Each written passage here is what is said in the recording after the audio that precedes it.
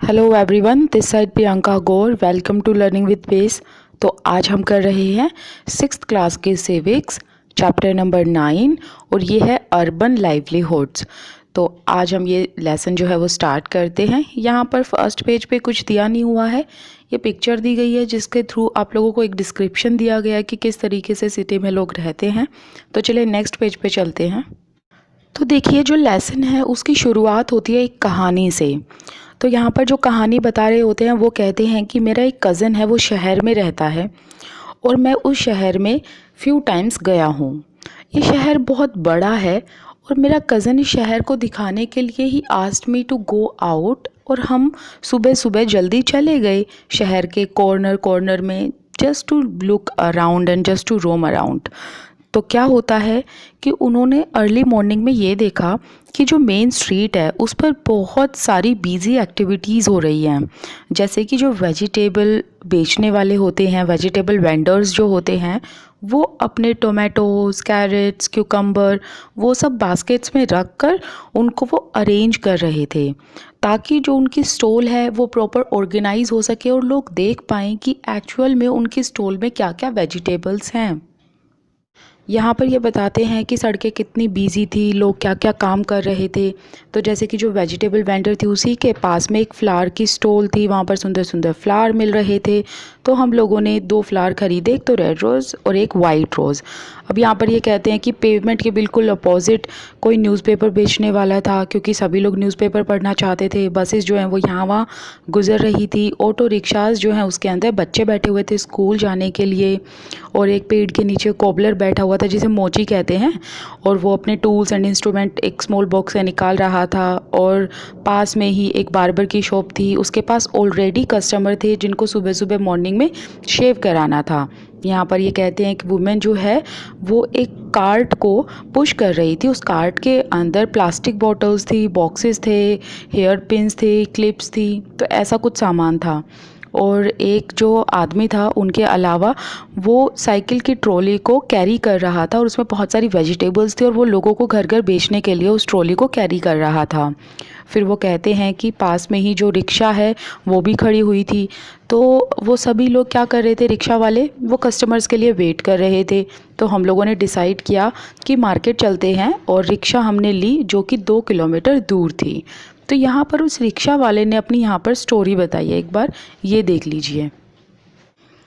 तो यहाँ पर बच्चू मांझी जो हैं वो अपनी स्टोरी बताते हैं कि किस तरीके से बिहार से वो शहर में आए और वो माइग्रेट हुए। तो यहाँ पर ये माइग्रेशन का एग्जाम्पल है, याद रखना।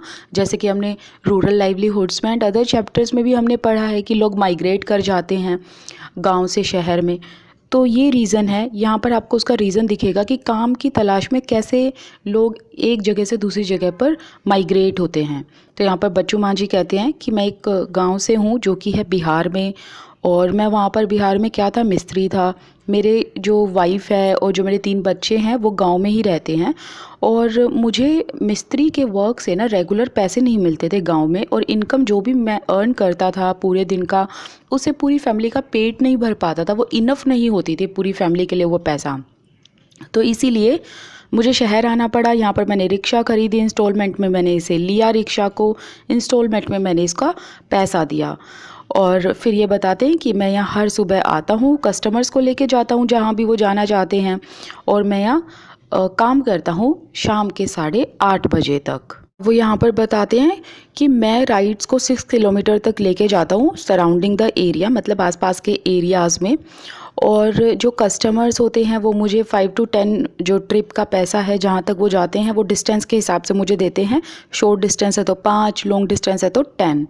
तो यहाँ पर वो बताते हैं कि वो एक रेंट के रूम पर रहते हैं। अच्छा, यहाँ पर ये चीज़ भी बताते हैं कि जिस दिन वो बीमार पड़ जाते हैं उस दिन कोई अर्निंग नहीं होती, तो वो काफ़ी इनके लिए क्राइसिस वाला डे होता है। और यहाँ पर ये अपने दोस्तों के साथ रेंटेड रूम पर रहते हैं। इनके दोस्त नियर बाय फैक्ट्री में काम करते हैं। तो ये यहाँ पर कहते हैं कि मेरे पर डे के 80 to 100 रुपीज़ हो जाते हैं, जिसमें से 50 से 60 रुपये तो फूड एंड रेंट पे ही चले जाते हैं, और जो बचते हैं वो मैं अपनी फैमिली के लिए सेव करता हूँ, क्योंकि मैं अपने गांव में अपनी फैमिली को देखने के लिए पूरे साल में 2 से 3 बार चला जाता हूँ, और मैं उनको पैसे फिर देता हूँ। हालांकि जो मेरी फैमिली है वो सरवाइव करती है उन पैसों से जो मेरी वाइफ कमाती है एग्रीकल्चरल वर्क करके। तो यहाँ पर ये कहते हैं कि उनकी जो वाइफ है वो एग्रीकल्चरल वर्क करके कमाती है, जिससे एटलीस्ट डेली बेसिस का खाना पीना पूरा हो जाए, और ये यहाँ पर शहर में कमाते हैं और फिर अपने फैमिली के लिए ये कुछ पैसे बचाते हैं और साल में 2 से 3 बार ये जाते हैं और उनको पैसे देते हैं। तो यहाँ पर ये बताते हैं अपनी स्टोरी। बच्चू मांझी की तरह शहर में कई लोग हैं जो स्ट्रीट पर काम करते हैं। एक सर्वे किया गया अहमदाबाद में, उसमें ये देखा गया कि कितने % लोग स्ट्रीट पर काम करते हैं, कितने वर्कर हैं जो स्ट्रीट पर काम करते हैं। तो परसेंटेज मिली 12। तो 12% जो वर्कर हैं वो स्ट्रीट पर काम करते हैं, या तो वो कुछ सामान बेचेंगे या उसको रिपेयर करेंगे या फिर वो एक सर्विस प्रोवाइड करते हैं। अब ये जो लोग हैं ये अपने आप काम करते हैं, ये किसी के लिए काम नहीं करते, मतलब इनका खुद का काम होता है, किसी और ने इनको अपॉइंट नहीं किया हुआ होता या एम्प्लॉयमेंट नहीं दी हुई होती। तो इनको खुद ही सब कुछ ऑर्गेनाइज़ करना पड़ता है, खुद मैनेज करना पड़ता है, खुद प्लान बनाने पड़ते हैं कि कितना ख़रीदना है, कहाँ पर कैसे शॉप सेटअप करनी है। और जो इनकी शॉप है ना वो टेम्परेरी स्ट्रक्चर की होती है, जैसे कि क्या होता है कि कभी कभार ये जो डिस्कार्डेड बॉक्स होते हैं ना उनके ऊपर पेपर बिछा लेते हैं या फिर कोई ऐसे ही बोर्ड बिछा लेते हैं, उसके ऊपर अपना सामान रख लेते हैं, या फिर कैनवस के ऊपर जो है वो शीट हंग अप कर देते हैं, कुछ पोल्स लगा के चारों तरफ। तो एक ऐसी फेरी सी बना लेते हैं ये लोग। या तो ये लोग खुद की कार्ट यूज़ करते हैं या फिर सिंपली क्या करते हैं, ये पेवमेंट पर अपनी जो इनके पास शीट होती है वो स्प्रेड कर देते हैं, उस पर अपना सामान रखते हैं, फिर उस सामान को बेचते हैं। लेकिन इनके पास कोई सिक्योरिटी नहीं होती, क्योंकि पुलिस भी किसी भी टाइम आकर इनको कह देती है कि अपनी शॉप यहाँ से डिसमेंटल कर लो, दैट मीन्स यहाँ से हटा लो। और जो सिटी है उसमें बहुत सारी जगहों पर तो इन लोगों को अलाउड ही नहीं है, होकर्स को, कि वो एंटर कर पाएँ और सामान बेच पाएँ। तो जो वेंडर्स होते हैं, जो कुछ सामान ऐसा होता है ना जो खाने पीने का होता है, वो ऑफन उनके घर पर ही बना हुआ होता है, वो सामान को परचेज़ करते हैं, क्लीन करके सॉर्ट करके फिर उनको रेडी करते हैं बेचने के लिए। जैसे फूड आइटम या स्नैक आइटम्स जो स्ट्रीट पर मिलता है वो उनके घर पर ही प्रिपेयर होता है। देखिए, अगर पूरी कंट्री की बात करें तो 1 करोड़ स्ट्रीट वेंडर्स है जो अर्बन एरियाज़ में काम कर रहे हैं। पहले स्ट्रीट वेंडिंग को ऑब्स्ट्रक्शन माना जाता था ट्रैफिक एंड पीपल वॉकिंग के लिए, क्योंकि फ्री फ्लो नहीं हो पाता था। लेकिन कुछ ऑर्गेनाइजेशंस ने एफ़र्ट किए, उनके एफ़र्ट की वजह से इसको अब रिकॉग्नाइज़ किया जाने लगा एज अ जनरल बेनिफिट, और इसको एक ये रिकॉग्नाइजेशन मिला कि इन लोगों का ये राइट है कि वो अपने लाइवलीहुड को अर्न करें। गवर्नमेंट ने अब ये भी सोचा कि जो लॉज इन्होंने प्रोहिबिशन के बनाए हुए थे स्ट्रीट वेंडर्स पे, तो उनको भी मॉडिफाई किया जाए। कैसे प्रोहिबिशन बनाए हुए थे, इन्होंने स्ट्रीट वेंडर्स को पहले बैन किया हुआ था कुछ एरियाज़ में, तो उनको भी अब मॉडिफाई करने की कोशिश की, ताकि जो ट्रैफिक फ़्लो है वो भी फ्री फ्लो हो, ट्रैफिक फ़्लो में भी कोई जाम ना लगे, पीपल वॉकिंग में भी कोई प्रॉब्लम ना हो लोगों को, और इन लोगों को अपना एक प्लेस भी मिल जाए काम करने के लिए। और गवर्नमेंट ने ये सब लॉज इसीलिए बनाए हैं। अब हॉकिंग जोन्स जो है वो भी सजेस्ट किए गए ताकि लोगों को एक रो में हॉकर्स मिल जाएं, और ये भी सजेस्ट किया गया कि जो मोबाइल वेंडर्स हैं वो अपनी मार्केटिंग के लिए यहाँ से वहाँ फ्रीली घूम सकते हैं। अब यहाँ पर उनकी जो कज़न है वो एक मार्केट सीन बताती हैं कि वो मार्केट में पहुँचने वाले थे, तभी उसी टाइम पर जो शॉप्स थे वो ओपन हो रही थी और इतनी भीड़ थी क्योंकि फेस्टिवल का सीज़न था और लोग ये सब सामान बेच रहे थे, जैसे sweets, toys, clothes, footwears etcetera. अब यहाँ पर वो कहते हैं कि उनको जो डेंटिस्ट के क्लिनिक पे जाना था तो वो बिल्कुल एंड में था, और मेरी जो कज़न है उनका एक अपॉइंटमेंट था डेंटिस्ट के पास में। हमने थोड़ी देर रूम में वेट किया, फिर उनको अंदर बुलाया गया था, और जो डेंटिस्ट है उन्होंने एग्जामिन किया उनके टीथ को और कहा कि फॉलोअप डे के दिन आना। फॉलोअप डे मतलब कोई उन्होंने दिन दिया होगा, तो उस दिन वो आना है उनको और अपनी जो टूथ की कैविटी है वो फिल करानी है। इस चीज़ पर मेरी जो कज़न थी वो बहुत स्केयर्ड हो गई थी, बहुत डर गई थी, क्योंकि उसको एक तो ये भी था कि क्यों उसने अपने टीथ को ख़राब किया कि उसमें कैविटी लग गई, तो वो थोड़ी डरी हुई थी क्योंकि उसे ये था कि ये प्रोसेस बहुत पेनफुल होगा, और वो अपसेट भी थी। अब डेंटल शॉप के बाद मेरी कज़न मुझे गारमेंट्स शोरूम में लेके गई क्योंकि मुझे रेडीमेड कपड़े ख़रीदने थे। अब जो शोरूम था उस पर 3 फ्लोर थे, तो वो दोनों 3rd फ्लोर पर गए क्योंकि वहाँ पर क्लोथ्स का सेक्शन गर्ल्स के लिए था। अब आगे बात करते हैं बिजनेस पर्सन्स की, हरप्रीत एंड वंदना के बारे में। तो चलिए इनकी स्टोरी स्टार्ट करते हैं। हरप्रीत कहती हैं कि मेरे फादर और मेरे जो अंकल हैं उनकी स्मॉल शॉप है और फेस्टिवल के टाइम पर या संडे के टाइम पर मेरी मदर और मुझे उस शॉप में हेल्प करानी पड़ती है और मैंने कॉलेज कंप्लीट करने के बाद ही ये काम स्टार्ट कर दिया था, ऐसा हरप्रीत कहती हैं। अब वंदना कहती है कि हमारा एक शोरूम है जो हमने अभी कुछ ईयर्स पहले ही उसको ओपन किया था। मैं एक ड्रेस डिज़ाइनर हूँ और लोग आज के टाइम पर रेडीमेड कपड़े पहनना ज़्यादा पसंद करते हैं rather than getting them stitched. मतलब आजकल लोग सिलाई करवा कर पहनना कम पसंद करते हैं। तो इसी वजह से रेडीमेड कपड़ों की वजह से एक अट्रैक्टिव डिस्प्ले होना शोरूम में बहुत ज़रूरी है। तो इसी वजह से हमें अपने शोरूम के लिए बहुत सारी अच्छे जो मटीरियल हैं वो हमें डिफरेंट प्लेसेस से ख़रीदने पड़ते हैं। तो यहाँ पर वो बताती हैं कि वो कहाँ से चीज़ें खरीदते हैं, मटीरियल खरीदते हैं, जिसको हम नेक्स्ट पेज पे कंटिन्यू करेंगे। अब यहाँ पर वंदना बताती हैं कि कहाँ से वो मटेरियल ख़रीदते हैं। मुंबई, अहमदाबाद, लुधियाना, त्रिपुरा और कुछ मटेरियल नोएडा एंड गुड़गांव से भी ख़रीदते हैं। ये दोनों दिल्ली के पास पड़ते हैं शहर। और साथ ही साथ कुछ मटेरियल, कुछ ड्रेस उनको फॉरेन कंट्रीज से भी ख़रीदनी पड़ती हैं। अब वो कहती हैं कि शोरूम को प्रॉपरली रन करने के लिए सेवरल थिंग्स उनको करनी पड़ती हैं, बहुत सारी चीज़ें उनको करनी पड़ती हैं, जैसे कि एडवर्टाइजमेंट देनी पड़ती है न्यूज़पेपर में, सिनेमा थिएटर्स में, टेलीविज़न्स में, रेडियो चैनल्स पे। और ये जो बिल्डिंग है ये अभी तो रेंटेड है, लेकिन हम इसको बाय करने की सोच रहे हैं, ख़रीदने की सोच रहे हैं, क्योंकि जब से ये मार्केट मेन मार्केट बनी है तो लोग यहाँ अपार्टमेंट में आसपास रह रहे हैं।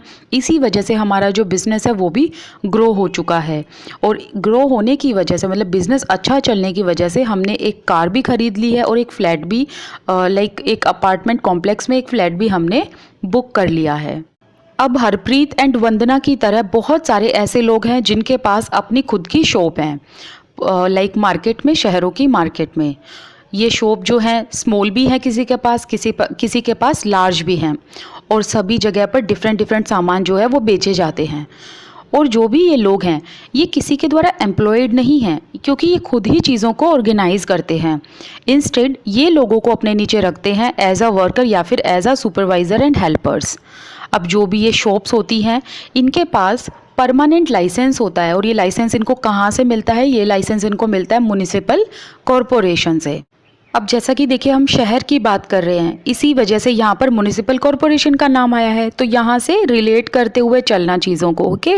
और क्योंकि हमने पढ़ा था ना municipal corporation, municipal council towns के लिए, छोटे शहरों के लिए, लेकिन म्युनिसिपल कॉरपोरेशन बिग सिटीज़ के लिए होता है। अब म्युनिसिपल कॉरपोरेशन ही है जो ये डिसाइड करती है कि मार्केट वीक में, हफ्ता में किस दिन क्लोज रहेंगी। जैसे एग्जाम्पल के तौर पे जिसके बारे में हम पढ़ रहे थे, ये मार्केट वेंसडे को बंद रहेगी। अब इस मार्केट में और भी सर्विसेज प्रोवाइड की जाती हैं, जैसे कि बैंक की, courier and other services as well.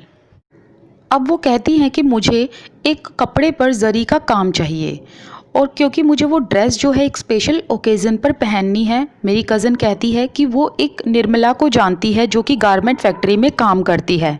अब जो निर्मला की नेबर है वो जरी का काम करती है, एम्ब्रॉयडरी का काम करती है। तो हम दोनों ने क्या किया, हमने बस पकड़ी और हम उस फैक्ट्री एरिया की तरफ जाने लगे। बस में बहुत ज़्यादा क्राउड था और हर स्टॉप पर लोग जो है वो बोर्ड होते ही जा रहे थे, लोग चढ़ते ही जा रहे थे, लोग एक दूसरे को पुश भी कर रहे थे। तो मेरी कज़न ने कहा कि स्क्वैश होने से अच्छा है कि कॉर्नर में खड़े हो जाओ, ये धक्का मुक्की से बच जाओगी।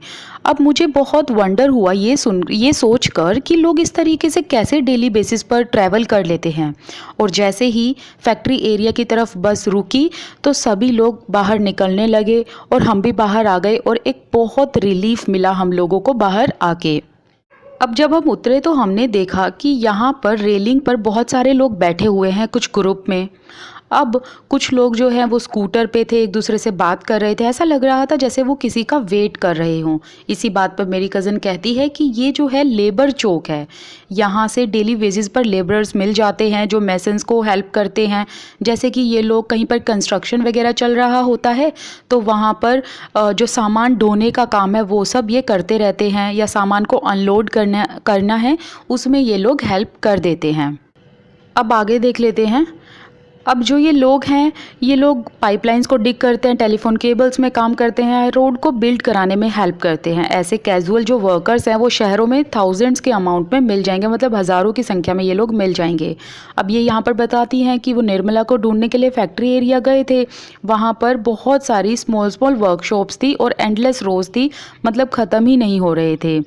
तो हमने एक सेक्शन में देखा कि सुइंग मशीन वाला सेक्शन है, वहाँ पर जो क्लोथ्स हैं वो स्टिच हो रहे हैं और एक ही इंसान, एक ही मतलब जो वर्कर है वो एक सुइंग मशीन को ऑपरेट कर रहा है। इन्होंने फिर निर्मला को लोकेट किया। निर्मला कहाँ पर काम करती है? स्टिचिंग यूनिट में काम करती है।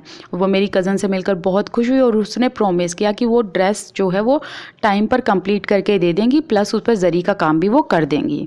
अब निर्मला जो है वो एक टेलर की तरह काम करती है एक्सपोर्ट गारमेंट यूनिट में। मतलब जो भी ये लोग फैक्ट्री में बनाते हैं वो समर के टाइम पर फॉरेन में क्या कर दिए जाते हैं, फॉरेन कंट्रीज़ में उनको भेजा जाता है, जैसे कि USA, UK, Germany and Netherlands में। अब जो निर्मला जैसे लोग हैं इनको लॉन्ग आवर्स तक काम करना पड़ता है। और कितने मंथ्स तक इनको काम करना पड़ता है? दिसंबर से लेके अप्रैल तक इनको काम करना पड़ता है। अगर नॉर्मल डेज़ में देखें, ये सुबह 9 बजे जाते हैं, शाम को 10 बजे आते हैं, लेकिन कभी कभी इनको एक्स्ट्रा भी काम करना पड़ जाता है। हफ्ते में एक दिन इनकी छुट्टी होती है और 6 डेज़ ये काम करते हैं। लेकिन कभी कभी कोई काम अगर इनको अर्जेंटली फिनिश करना होता है तो ये संडे को भी काम करते हैं। और पर डे निर्मला को कितने रुपए मिलते हैं? 80 रुपये मिलते हैं। अब जो 80 रुपीज़ है वो इनको 8 आवर्स के मिलते हैं और अगर ये एक्स्ट्रा काम करते हैं तो इनको 40 रुपीज़ एक्स्ट्रा मिलते हैं। अब जून के टाइम पर काम जो है वो बिल्कुल कम हो जाता है, तो इसी वजह से लोगों को बोला जाता है कि अब यहाँ पर काम ख़त्म कीजिए। अब निर्मला जो है उनको भी बोला जाता है कि अब आप काम छोड़ सकते हैं। तो पूरे साल में 3 से 4 महीने निर्मला जैसे लोगों के पास कोई काम नहीं होता। और ये जो वर्कर है निर्मला जैसे, इनके एम्प्लॉयमेंट को कहा जाता है या ऐसे एम्प्लॉयड को कहा जाता है, एम्प्लॉयड वर्कर को कहा जाता है कैजुअल बेसिस। मतलब इनकी जब ज़रूरत होती है तब इनको बुलाया जाता है, जब काम ख़त्म हो जाता है तो इनको बोला जाता है कि अब आप यहाँ से जा सकते हैं। तो ऐसा एम्प्लॉयर करते हैं। एम्प्लॉयर कौन होते हैं? जो इनके ओनर होते हैं, जिनको इनकी ज़रूरत होती है। निर्मला जैसे जितने भी काम करने वाले वर्कर्स होते हैं इनको एक सीज़न पर ही बुलाया जाता है, सर्टेन सीज़न पर ही इनको काम मिलता है। और जो अदर डेज़, अदर मंथ्स जो रह जाते हैं जिसमें इनको काम नहीं मिलता तो इनको अदर काम ढूंढने पड़ते हैं रादर देन स्टिचिंग। अब जो निर्मला की जॉब है, ऐसे ही अदर वर्कर्स भी हैं, उनकी जॉब भी परमानेंट नहीं होती। ना ही इनकी जॉब में कोई सिक्योरिटी है, ना कोई प्रोटेक्शन है। और इनसे बस यही देखा जाता है, यही एक्सपेक्ट किया जाता है कि ये लॉन्ग आवर्स के लिए काम करे। अगर ये लोग अब कंप्लेंट भी करते हैं ना अपने ओनर से, तो इनको कहा जाता है अगर आपको यहाँ का कंडीशन पसंद नहीं आ रहा है सो यू कैन लीव। तो यहाँ पर इनको बोल दिया जाता है कि आप काम छोड़ सकते हैं। तो यहाँ पर फैक्ट्रीज़ में 24 घंटे काम चलता है। जैसे कि दिन में अगर एक वर्कर 12 घंटे काम कर रहा है तो उसी के रिप्लेसमेंट में रात को दूसरा वर्कर आएगा जो 12 घंटे काम करेगा। अब जो मेरी आंट है सुधा, वो एक मार्केटिंग मैनेजर हैं। उन्होंने हमें कहा था कि उनके ऑफिस में हम शाम के 5:30 बजे से पहले पहुंच जाए। हम लोगों ने रिक्शा ली और हम लोगों ने मैनेज किया कि वहां पर टाइम पर हम पहुंच गए थे। उनके ऑफिस के पास बहुत सारी बड़ी बड़ी बिल्डिंग्स हैं। लोग जो वहां पर काम करते हैं, हंड्रेड्स ऑफ पीपल वहां से बाहर आ रहे थे काम ख़त्म करके। और कुछ लोग जो है वो अपने कार के लिए कार पार्किंग की तरफ जा रहे थे और कुछ लोग जो बसेज हैं उनकी तरफ जा रहे थे। मेरी आंट जो है वो एक मार्केटिंग मैनेजर है एक कंपनी में जो बिस्किट मैन्युफैक्चर करती है। और ये जो बिस्किट्स बनते हैं ये फैक्ट्री के बाहर बनते हैं, आउटसाइड द सिटी बनते हैं। और वो कम से कम 50 सेल पर्सन्स को सुपरवाइज़ करते हैं जो डिफरेंट पार्ट में, लाइक शहर के डिफरेंट एरियाज़ में जाकर उन सामानों को वो बेचते हैं। अब इन लोगों को शॉपकीपर से ऑर्डर मिल जाते हैं, फिर ये लोग पेमेंट्स कलेक्ट करते हैं। अब जो ये सिटी है इसको 6 रीजन्स में डिवाइड किया गया है, लाइक एरियाज़ में डिवाइड किया गया है। मेरी जो आंट है वो हर एक रीजन के सेल्स पर्सन से मिलती हैं वीक में एक बार, फिर प्रोग्रेस रिपोर्ट को तैयार करती हैं और उन सब प्रॉब्लम को डिस्कस करती हैं जो सेल्स पर्सन फेस कर रहे होते हैं। और जो मेरी आंट है उनको एंटायर सिटी के लिए सेल्स प्लान करने पड़ते हैं और काफ़ी लेट तक भी उनको काम करना पड़ता है और उनको ट्रैवल करना पड़ता है डिफरेंट प्लेसेस में। अब उनको रेगुलर सैलरी मिलती है मंथली और वो एक परमानेंट वर्कर हैं, तो इसी वजह से उनकी जो जॉब है वो एक परमानेंट है और परमानेंट उनको सैलरी मिलती है। परमानेंट वर्कर होने की वजह से उनको कुछ बेनिफिट भी मिलते हैं, जैसे कि उनकी ओल्ड एज के लिए उनके पास अच्छी खासी सेविंग है, क्योंकि उनकी जो सैलरी है उसमें से कुछ हिस्सा जो है गवर्नमेंट जो है उनका रख लेती है, फिर बाद में उनको एज अ पेंशन के तौर पर दे दिया जाता है।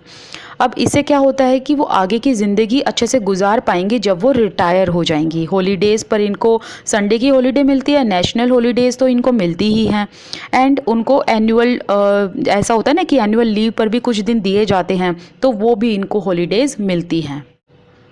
अब इनको कुछ मेडिकल फैसिलिटीज़ भी मिलती हैं, इनकी फैमिली के लिए मेडिकल फैसिलिटीज़ मिलती हैं। कोई बीमार पड़ गया है तो उसका जो भी खर्चा होता है, जो भी मेडिकल एक्सपेंसेस होता है, वो कंपनी पे करती हैं। और मेरी जो आंट है, कभी वो मेडिकल लीव लेती हैं तो उनकी सैलरी भी नहीं कटती। जब वो बीमार होती हैं तो उनको लीव लेनी पड़ती है, लेकिन उनकी सैलरी कट नहीं होती। लेकिन अगर हम देखिए, ये हम बात कर रहे हैं ना अभी की परमानेंट जॉब की, जो वैसी जॉब होती है जैसे टेम्प्रेरी बेसिस पे या सीजनल बेसिस पे जो जॉब होती हैं, वो वर्क डे के हिसाब से, लाइक डे के हिसाब से उनको पैसे मिलते हैं, राइट।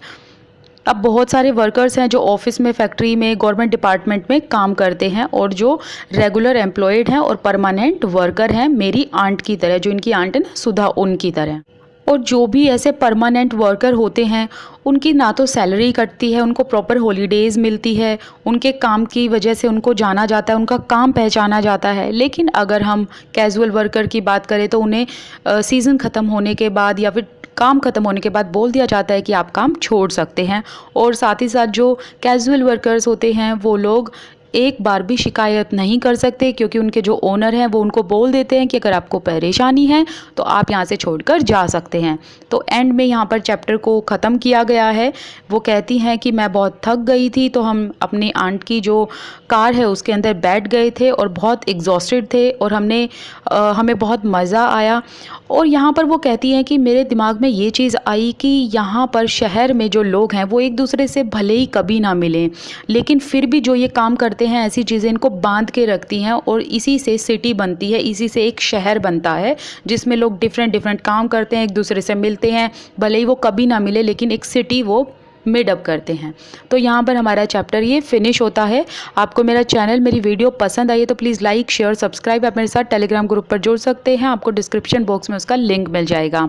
कल से हम स्टार्ट करेंगे 7th क्लास की civics. Thank you so much for watching. This are Priyanka Gaur. I wish you all the best. Keep learning. Bye bye.